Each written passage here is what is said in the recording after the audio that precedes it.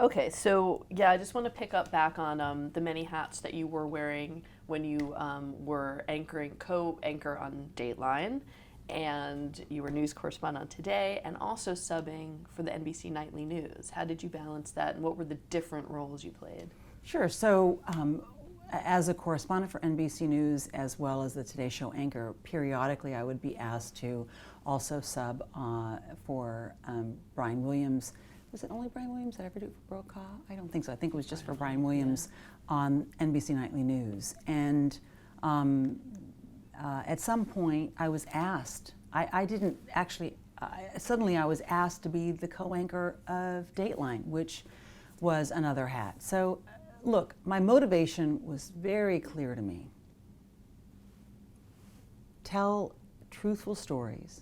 Find ways to get stories that don't get covered, right? And I'm not afraid of hard work. I've never been afraid of hard work. So, for me, when these opportunities came to me, it just seemed to why would I say? In fact, I was very proud of the fact that I could anchor the Today Show in the morning, do nightly news that evening, and have already contributed, or maybe sometimes in a live manner, contributed to Dateline. I love doing long form for Dateline. That was really fun to do long form stories. And when I became an anchor, a co-anchor of Dateline, that was sort of another anchoring thing, but that was largely taped and I could fit it into my schedule.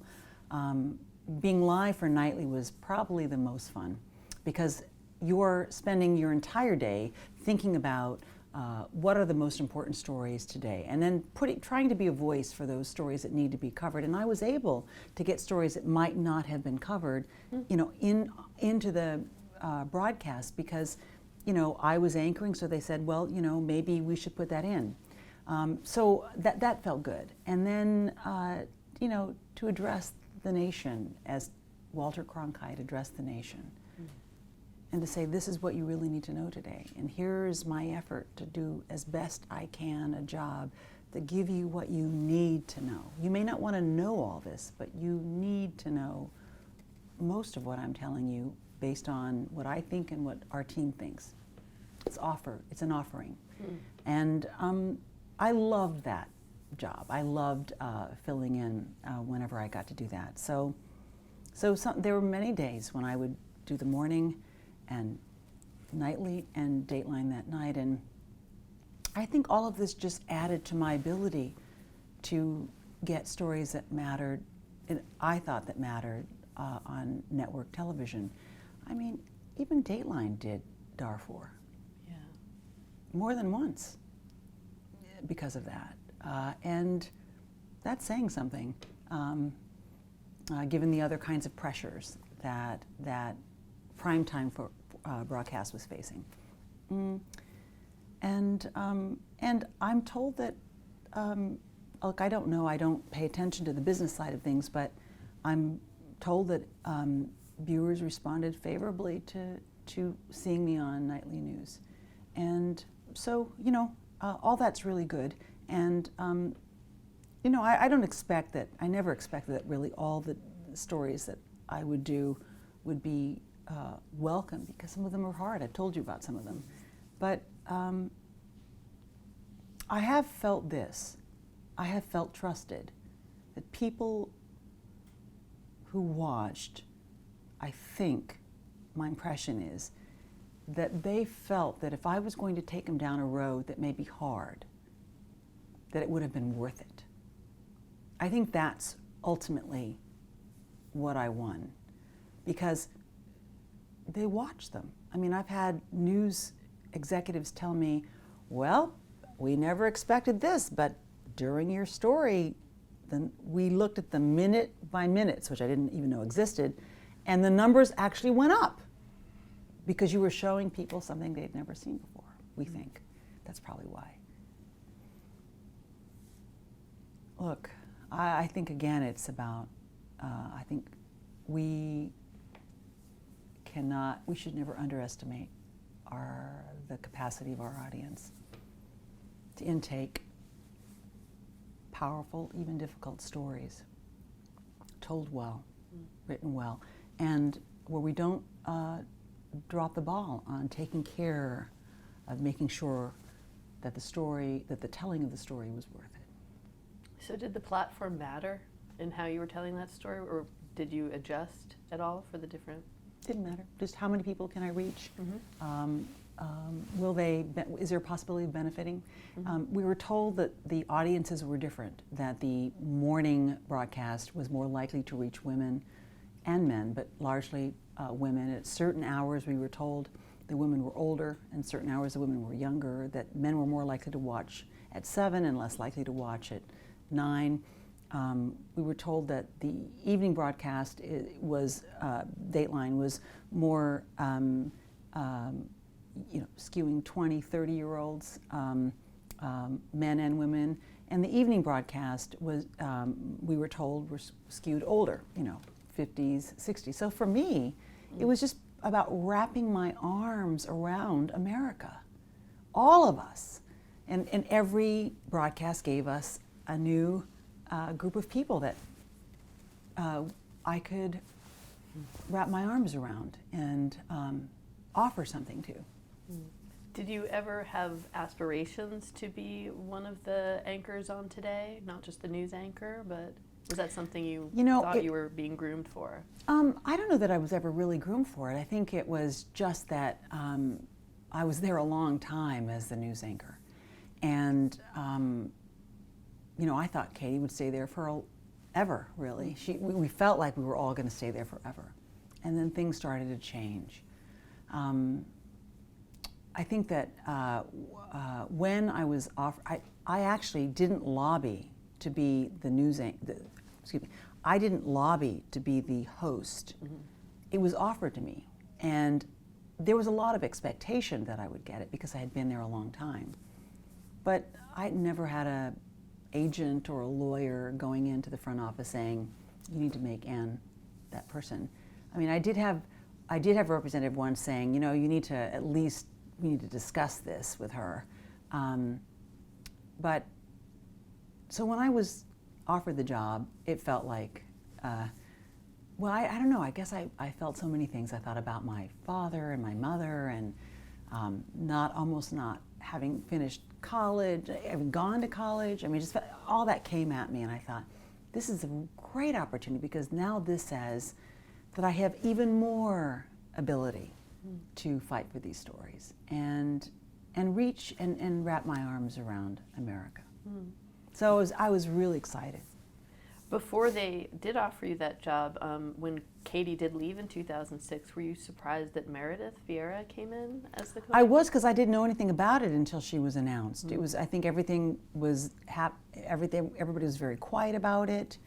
The negotiations tend to be like that. And I'm really glad I got to work with Meredith. She was really fun to work with.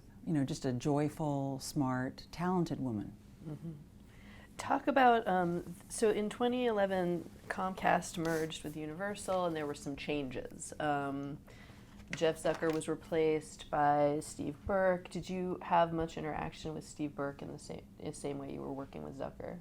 No, my interaction with Jeff, had been, was caused was allowed because he was the executive producer of the Today Show. So I had a long-standing relationship with Jeff, and then he moved up through the ranks, and it was an easy relationship. I think I have only met Mr. Burke just a couple of times, and just briefly every time. So I never really got to know him. Mm-hmm. And then Steve Kappas, we talked about a bit off camera, the NBC News president. What was your relationship like with him, working with him? Sure. He came to NBC News, well, put it this way, I think he did something with there was a news channel job I think he had at one point, which was, I guess, being a part of NBC News, but maybe I should put it this way. When Steve was hired, before Steve Kappas was hired, I actually got to interview him for the job. Now, I was just an anchor of Sunrise, so I didn't have as much clout as maybe the president of the news division, but I was able to interview him to make sure that, I could work with him. And I absolutely said that I thought he was terrific and seemed very talented, and I thought he would be terrific in that job. So I lent my positive feedback, and I was joyful that he was hired. And it was, when you work extremely early hours, you form a real camaraderie with your team, and we had a very good team. We had to support each other. I would always struggle because I was a relatively new mom, and so I didn't ever get enough sleep. And one of my compensating mechanisms was to eat Hershey's Chocolate Kisses before I went on, because chocolate is great for energy and it makes you happy, they say. But anyway, it was great early in the morning, so I would actually pop these things in my mouth, and sometimes I'd have too much, and the sugar rush would be just a little, and Steve would go, Anne, slow down. But no, I have a lot of good memories of working with Steve. Great. When you were offered the co-host position in 2011, who brought it to you? How did you find out? Steve Kappas. Ah. Steve Kappas sat me down and said, guess what? And he told me that and I remember walking out of his office elated. Do you remember the first day? Can you describe that for us, that you had that role on camera? I just remember being kind of just stunned. I mean, I had been on the broadcast for so long. I remember feeling, kind of really joyful. I mean, one of the things I did think about, which, I did have a lingering worry about, was that the job of the co-host on the Today Show is less involved. That person is less involved in news. And there are maybe there are one or two. By the time I became co-host, there was maybe one or two news interviews in the entire broadcast. Really, a lot of the interviews were celebrity interviews, or cooking segments, or fashion segments, or how-to segments, or segments about some development in medicine. Take more vitamin C, or go get your mammogram more often, or something like that. But really, it was really by the time I became co-host, you were really limited to maybe one or two, maybe three at the top, news interviews. And they tended to be very short, 2 minutes, maybe 3 minutes. So it didn't feel like as much of a news job as all the other jobs I've ever held. So there was something in me that made me think, well, I hope this lets me get more stories that matter. I mean, I just really, and I also, at this point, it was a great counterbalance to the trauma and the difficulty of a lot of the subjects I was covering, the opportunity to do something more fun and light. But so I did have a kind of lingering worry about, can I still remain true, right, to what I've always done and what I've always, my true mission.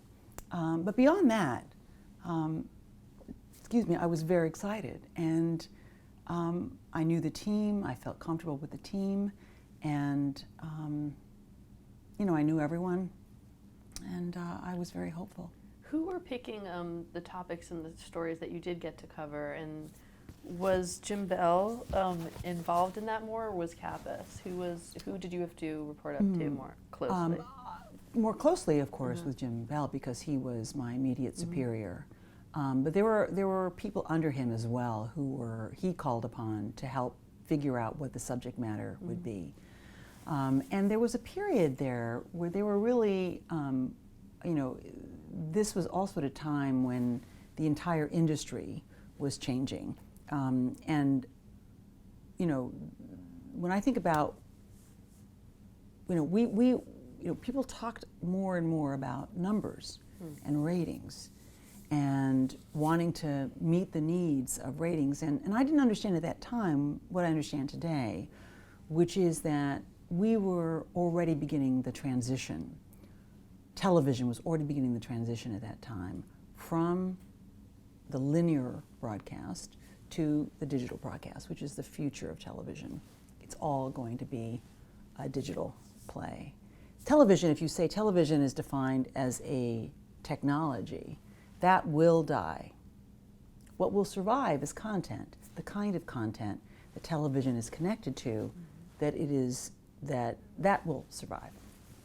But the device itself will be changed. Televisions will become computers on your wall.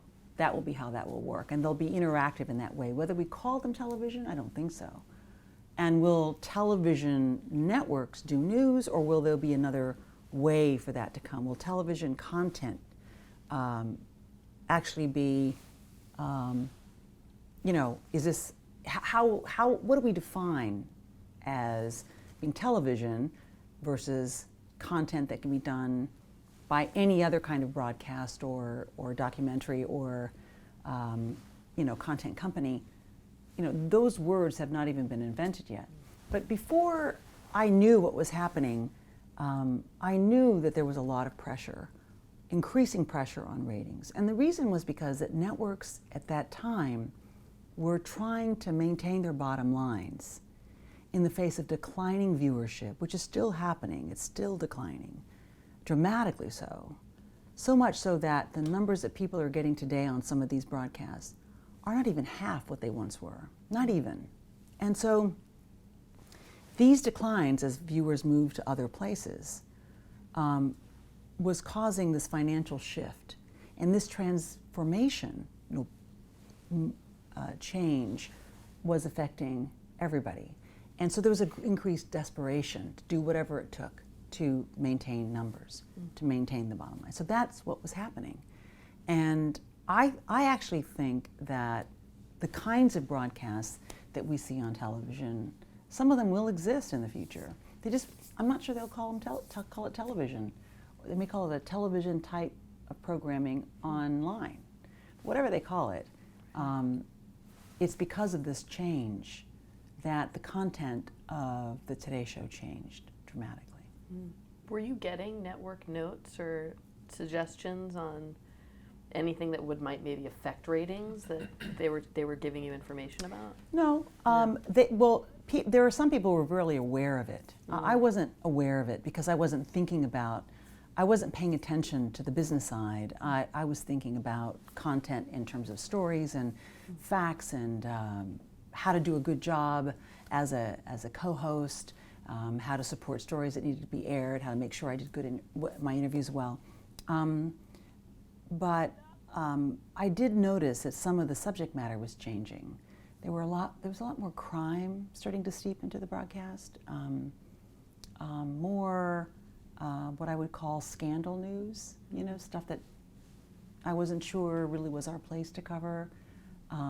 So there was a move, and I think there was a lot more pressure for a number of reasons for ratings to go up, or to at least maintain as viewership ultimately across the board was declining. Was there any specific challenges or pressure on you, as Today has until very recently always had a male and a female host?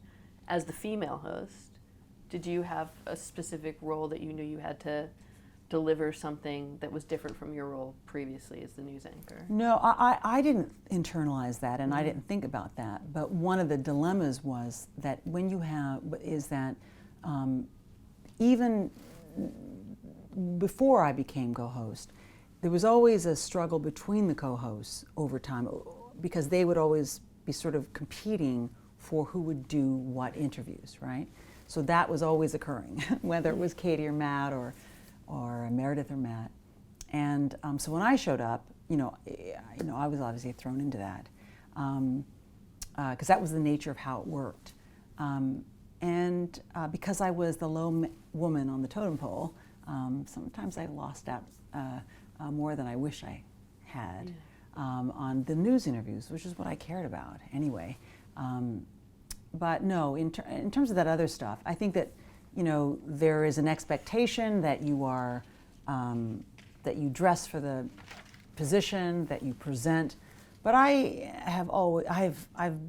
you can tell from how I've lived and how I've lived in my life that I don't do the girl's job. I do the job. Right.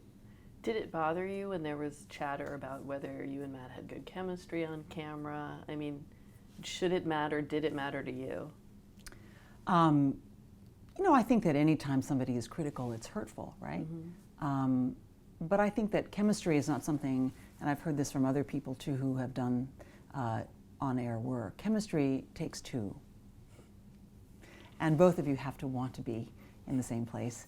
And I think so. I think that,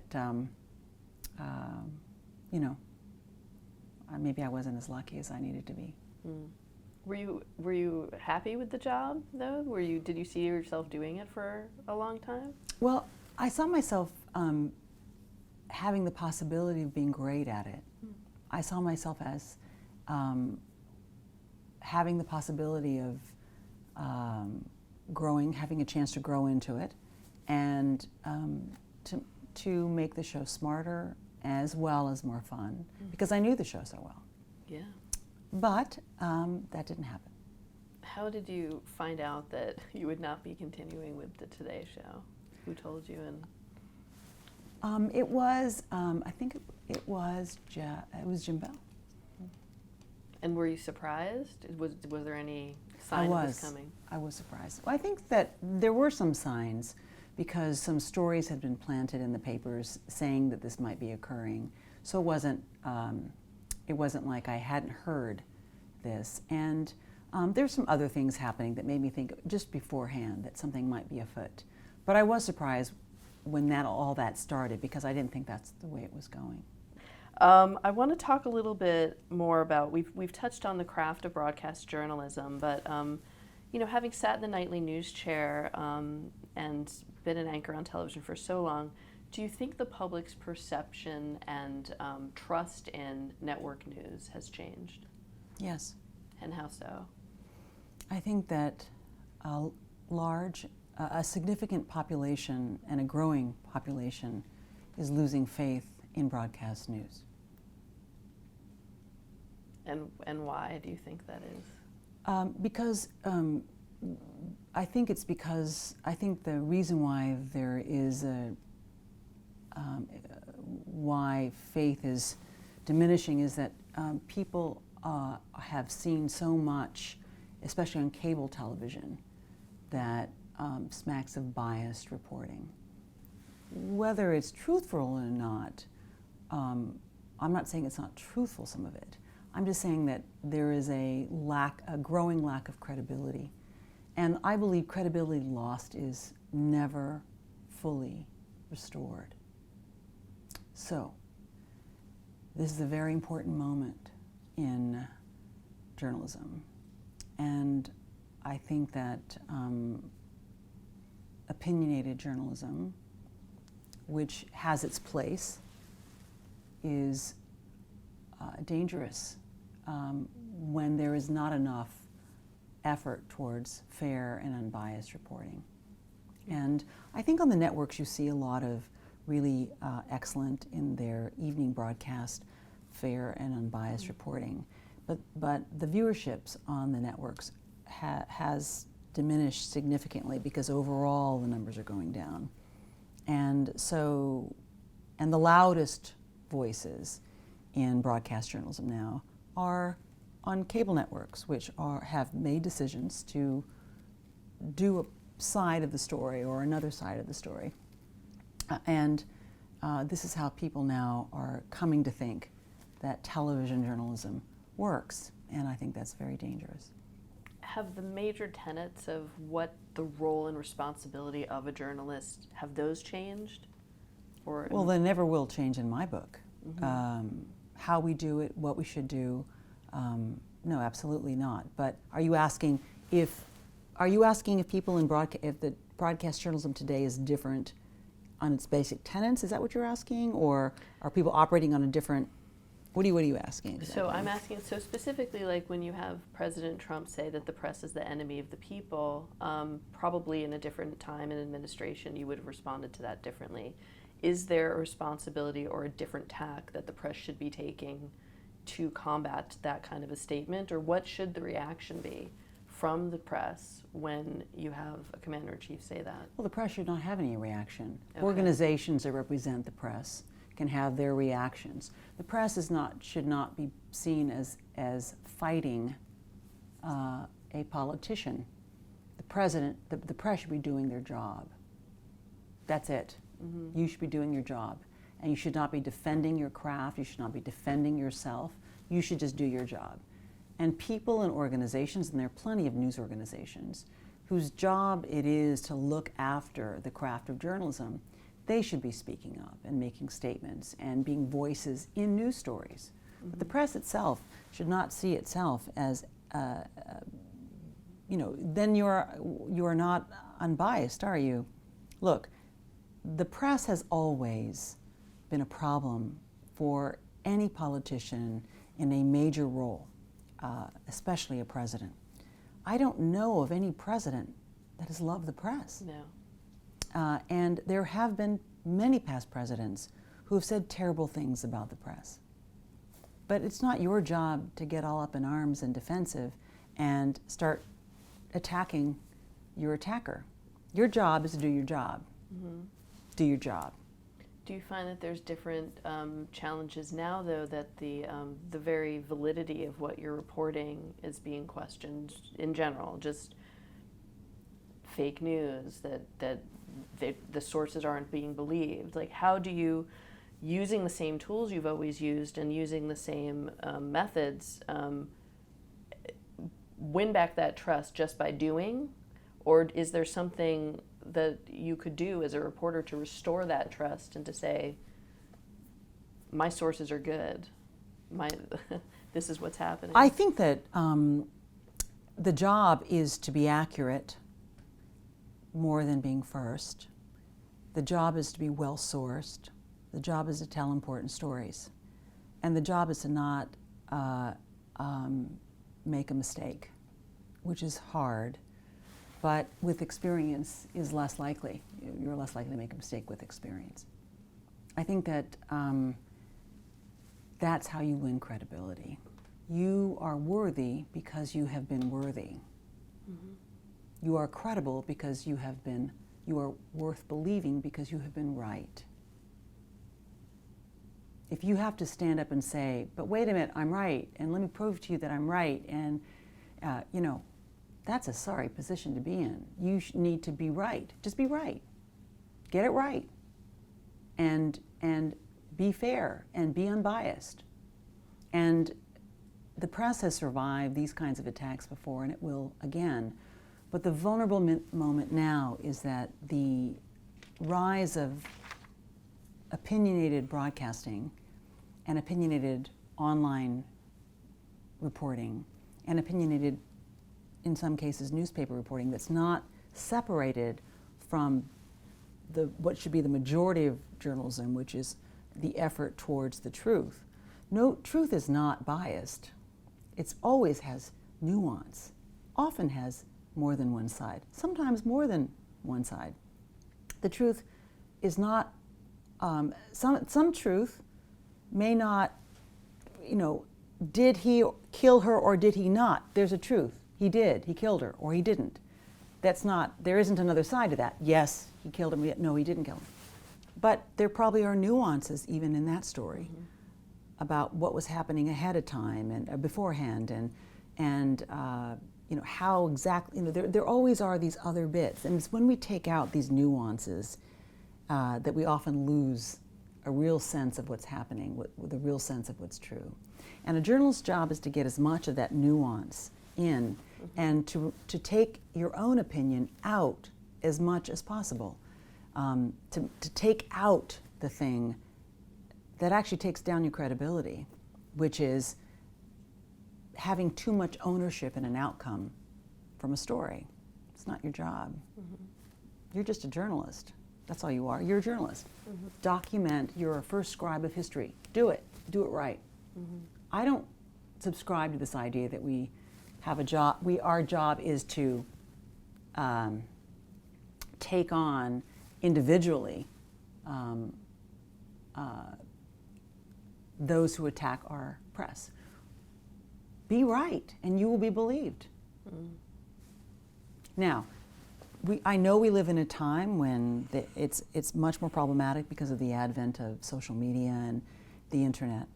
But the truth rises like cream, and bias is clear. And like my father said, yelling at the TV set, "Don't tell me what to think." See, Anne, they're disrespecting us. They think we're stupid enough just to believe what they have to say. Don't disrespect the viewer. Don't respect the reader. I think that's my position on journalism.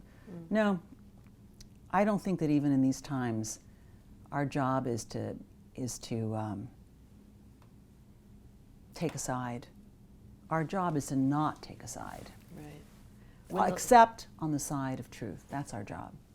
When, as you said, the loudest voices now are maybe taking out that nuance and are rather polarizing, where do you think that successfully is happening, where there is just the facts and not opinion journalism? Where is that happening successfully today? I mean, it's hard to pick one place where it's happening consistently, but there is good reporting in the New York Times, not all of it. Mm-hmm. There is good reporting in the Washington Post, not all of it.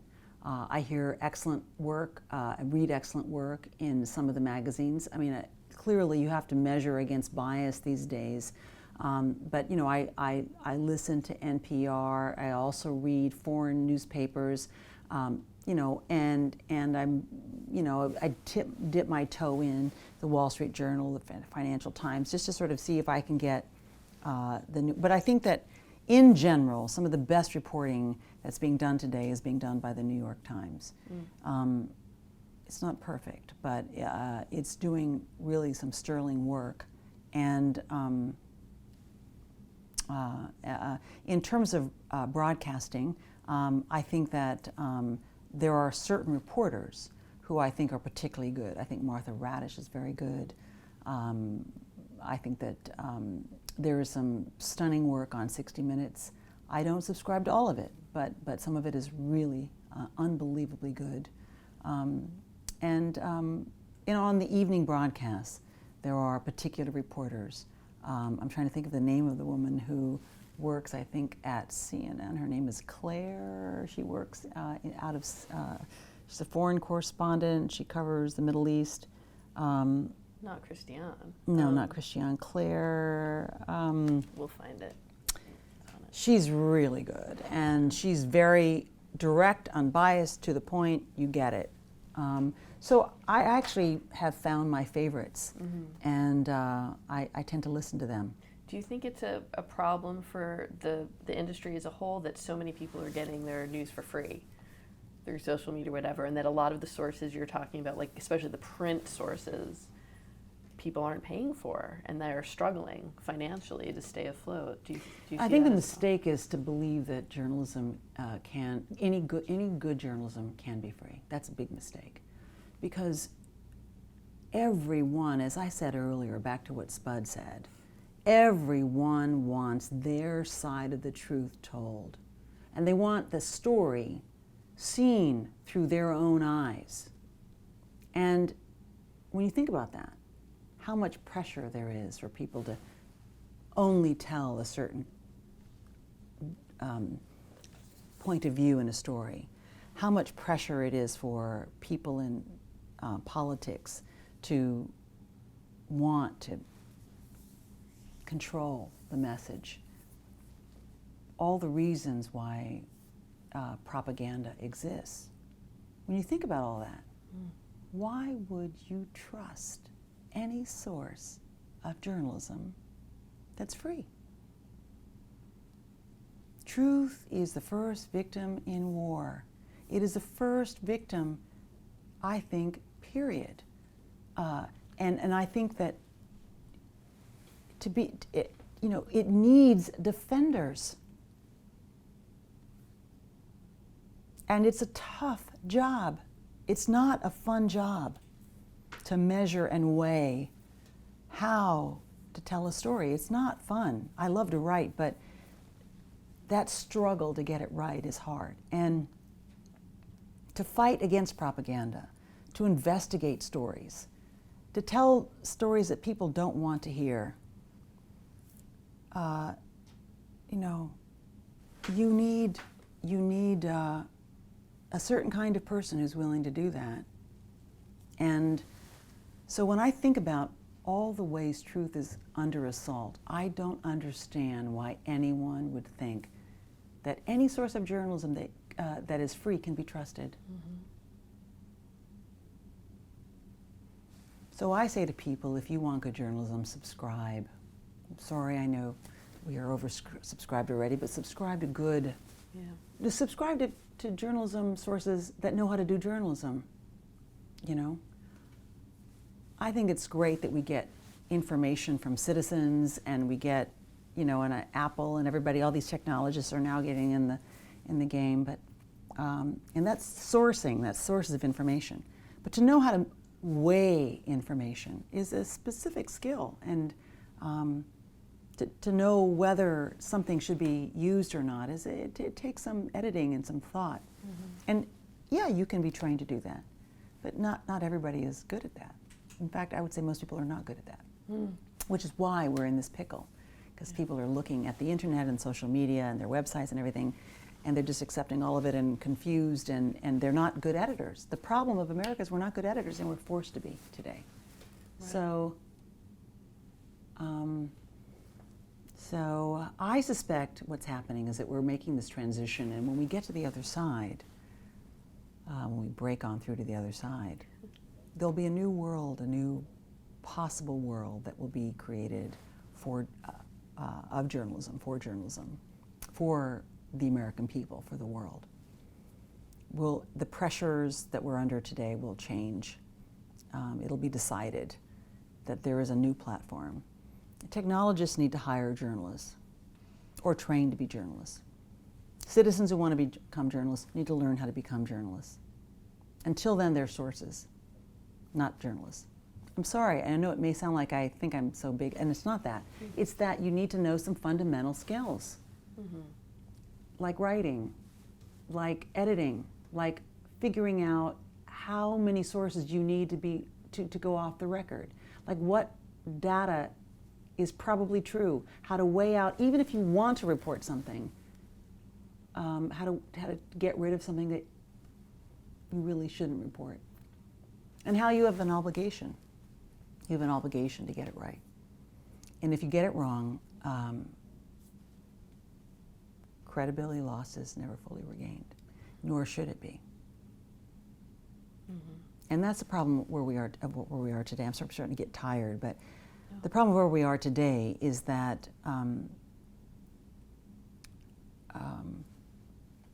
there is enough loss of faith to disrupt the foundations of democracy, and that's a problem because we can't exist without good journalism. So I suspect we'll find it again and build it again. You're hopeful. Oh, I know it. Mm-hmm. We cannot exist as a democracy unless we rebuild journalism. Mm. And we cannot rebuild journalism in this kind of system that we have today. I suspect young, smart journalists are coming down the pike who have not lost their credibility and who I hope will know what they're doing and who will do it right. And they'll do it probably on the internet, broadcasting on the internet, live streaming on the internet, writing, producing videos. And there'll be people, as maybe some places, they do it not with the motivation of ratings or circulation or clicks or money, mm-hmm. that they'll make the right choices when it comes to how to inform people. So for you personally, is the excitement and the possibility of these other platforms one of the reasons you decided to leave NBC? No, I decided to leave NBC because it was really hard to get my stories on television. Mm. Why was that? Because I was no longer in a position to win the argument. Mm-hmm. Really briefly, I want to just touch on other changes in our industry. In 2017, Matt Lauer was fired from the NBC. You've talked a little bit about it, but I just wonder in your career, had you ever witnessed any, not just by him, but inappropriate behavior in the workplace? Was that something that was a common challenge for you and a common problem that you thought was pervasive? Well, I said this on CBS Morning News in an interview that verbal sexual harassment was pretty pervasive. In that, it was fairly common. I'd be surprised if there was a woman who said she never saw it or didn't exist. I saw it all the time. And I try to protect women when I saw it. So I think this is part of what women have had to deal with coming up through the world. And I think right now we're in what I would call the third wave of the women's liberation movement, where this is now being addressed more directly. I think even women are waking up to how unacceptable this kind of behavior is, and are standing with other women. And it's this collaboration, I think, that will eventually take it down and perhaps take down one of the major blocks from preventing women from rising to the top of the ranks. For me, not even, it's not about competing against them, it's about working at their full potential. Women losing their potential because of something like this. It's such a waste. It's bad for the companies, it's bad for the women. To be honest with you, it's bad for the country. Where do you think we go from here as a culture, just with this power imbalance and what's being exposed now? Where do you think we go, and how do we get there?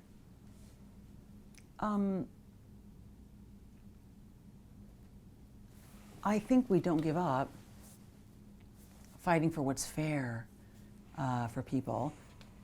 And what's fair and what's right is to allow, I think we are a merit-based society, and we should remain a merit-based society. But that what we ought to do is prevent the things that, or do something about the things that stop people from rising with merit into the highest positions. So great women, amazing talents have been blocked for a number of different reasons, and you just mentioned one of them.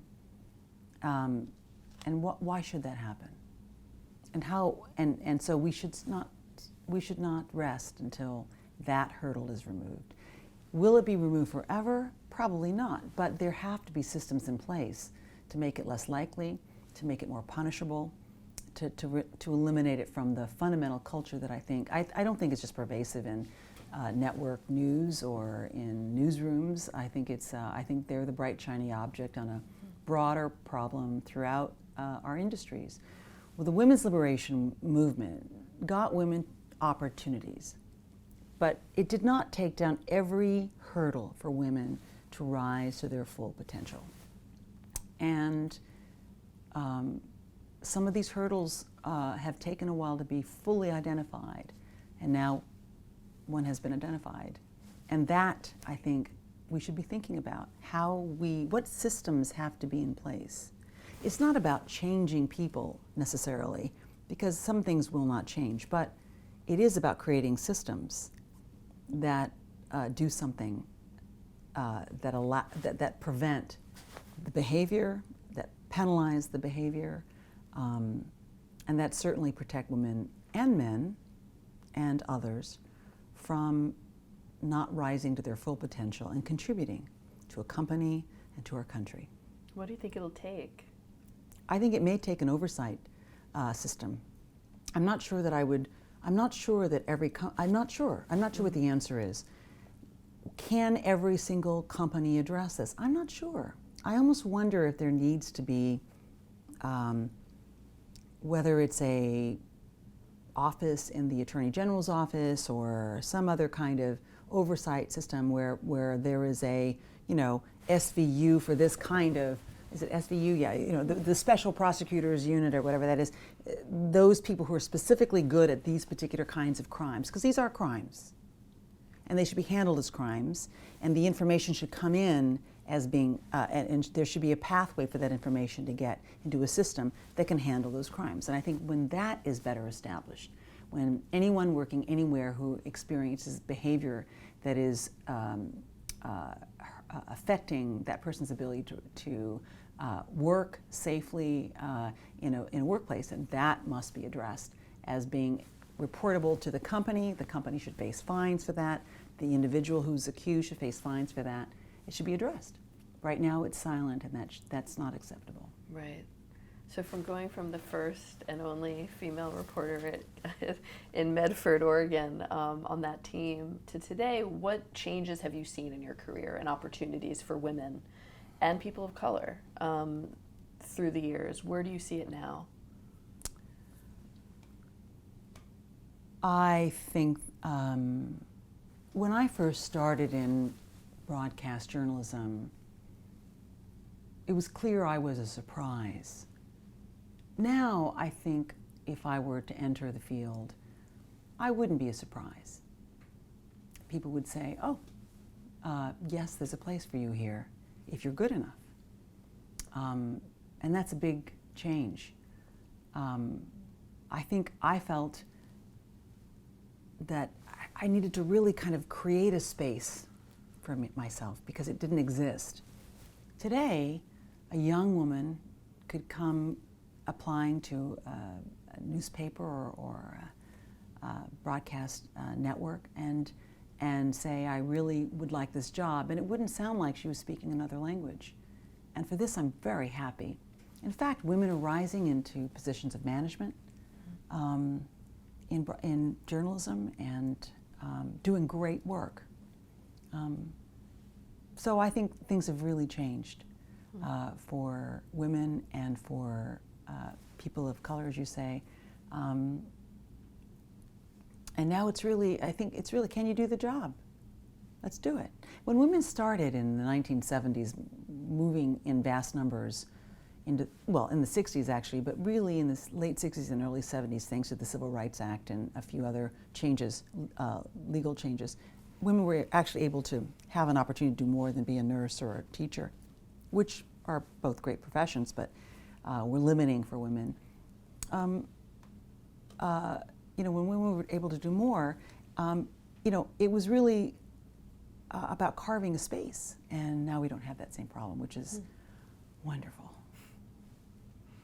I want to talk about some of your more recent projects, We'll Meet Again, and how that came about, and also why PBS was the right fit for that kind of program. Well, I mean, PBS was open to stories about human beings caught in transformational moments in history, and was open to doing 12 hours of documentary, 12 hours of programming that essentially amounted to a docuseries. So they're a perfect place because the audience is interested in that sort of thing, and there's patience and there's time. What's really great about putting this series on PBS is that there are no commercials. So when they say you have 12 hours, they mean 12 hours, right, which is wonderful. You know, oftentimes when you're working in commercial television, an hour's like, I don't know what, 42 minutes or something crazy. I mean, so much of the time is taken out. So if it's that much, actually. So that was really great.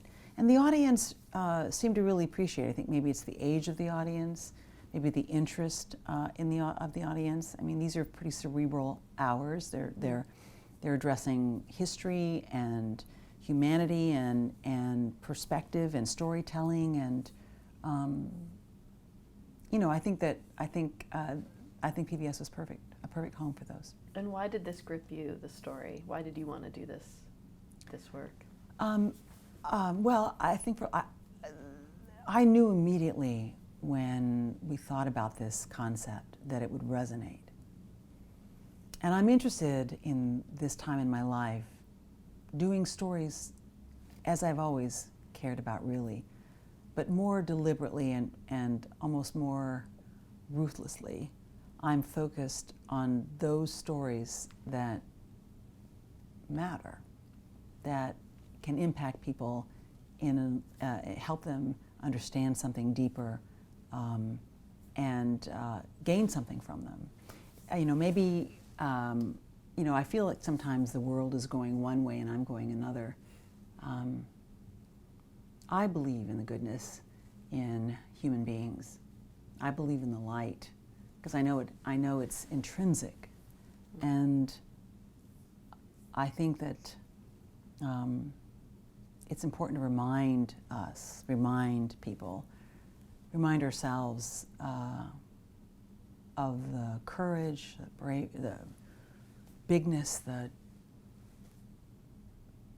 depth, the character that we're capable of. And I think the series does that. It shows us what we're capable of in the worst of circumstances. And the word I would use for that is greatness. I remember when we were shooting the first season of We'll Meet Again, we were in a veterans museum, and a man who had formerly been a high-ranking officer in the military was listening as we were shooting the interview. It was a story that related to the military. And he came over to me and he whispered in my ear, I really think this is what America needs now. I'm just trying to do what America needs now, what the world might need now. And that is to see itself for what it's capable of, what we human beings are capable of, in addition to the darkness. Yeah. And that is so much light, so much greatness. So I'm just doing this kind of thing. I'm currently working on yet another project. I also have been writing for National Geographic magazine, and I did something on the Japanese incarceration known as the Japanese internment, and I just did a big piece on the Dalai Lama, which is coming out in summer. But now I'm also about to embark on a series called Chasing the Cure, which is to try to address the estimated 12 million people in this country who are misdiagnosed every year, and to sort of expose them and sort of break the silos that prevent them from getting specialized care, whether it's geography or insurance, and basically expose their cases to top doctors worldwide, so that it's almost a way of tagging a case, so that someone in Hyderabad or in Berlin can see a case who might be an expert. So there's an interactive component? Right, there's an interactive component, but also a way of sort of allowing a person to be seen who is, again, unheard, who is little regarded. I mean, do people even know that there are 12 million cases that are misdiagnosed? Most people in our lifetimes will be misdiagnosed at least once, according to the statistics. So there's another way of taking a look at how are people suffering? How can we respond to that suffering? What can we do? So that's something I'm about to start. So I have these projects, and I'm doing these projects with the same kind of motivation, the same kind of thinking, with the same kind of rules in journalism, how to judge what to report and what not to report. Well, that sounds like it has immediate impactful service value, something show like that. We're getting to the end. Okay, good, because I'm just summing up I've been Do you need a the break? last 5 minutes, I've been maybe 10 minutes, I've been a little bit tired, but I think I can do it. Let's go. Let's take it across All the right, line. we do. We just have a couple more questions. So you have received many honors in your lifetime, and I just wonder what some of those honors mean to you, including the Emmy Awards and being named People Magazine's 50 Most Beautiful. I mean, what do those honors mean, if anything, to you, the accolades? So you don't do the work for the honors, right? But you're always happy, especially when your team feels happy and your network feels happy and your company feels happy for being recognized for doing good work. And oftentimes those honors help you do more good work. When we received an Emmy for our work in Darfur, it sort of opened the door a little bit more for more work of the ilk that I like to do. But I think that I would say that the most personally rewarding award that I've ever gotten wasn't an Emmy or a Golden Mike or Edward or a Murrow Award or any of those Gracies or any of those. The most important award I've ever gotten was from the Simon Wiesenthal Center. I've gotten other humanitarian awards before. Those mean a lot to me. But when the Simon Wiesenthal Center awarded me a Medal of Valor for our reporting on genocide, my dad was sitting in the audience, the one who had told me to try to do something of service to someone else. Because if I did, then it would matter on my last day as I breathed my last breath, that it mattered that I was born, right? He was sitting right in the audience, and he was sick. He had been diagnosed with cancer. And I remember I got up there and I got to tell that whole story about my dad and what he had said, and how that had led me to Darfur and other places. And I can tell you, a Medal of Valor is pretty good. I would say so. It must have been a very proud day for him. It was great. Yeah. It was so great. Yeah, I actually never saw him cry so much. We usually have a question about mentors and advice, but I think Spud got that. Unless there's something else you'd like to share about a piece of advice you received from someone about the industry, about being a journalist, that you could share, other than don't trust anyone. No, I don't think so. I mean, I think what I would say to anyone listening who cares about journalism is thank you for caring about journalism when you're one of those who are truly committed. Many struggle today to embrace journalism, and I understand it. Even in my time, you know, Woodward and Bernstein were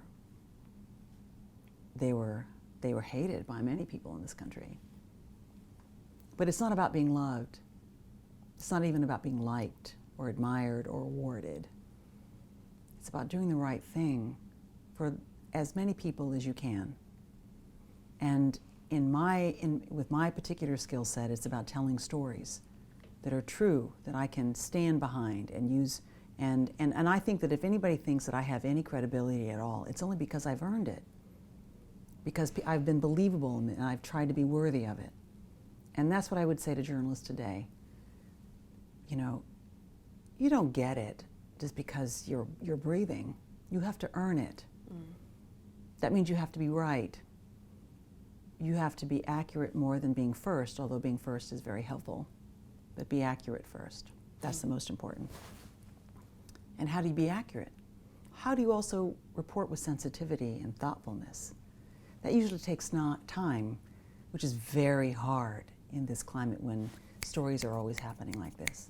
I would say be thoughtful. Try to take as much time as you can and get really good at being able to make these decisions as fast as you can. And with practice, you can do that.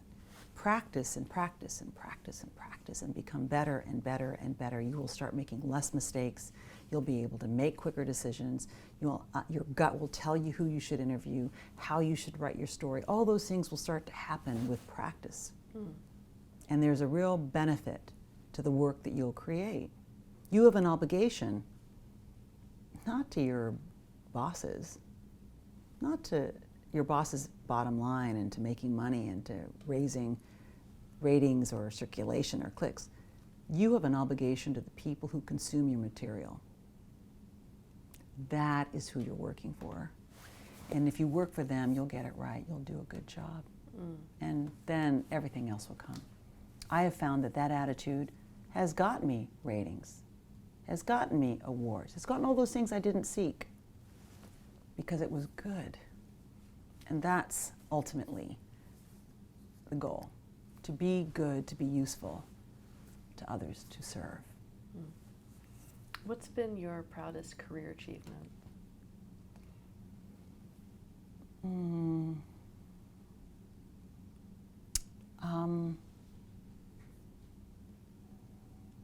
I mean, how do I pick? I'm one of the lucky people who can think of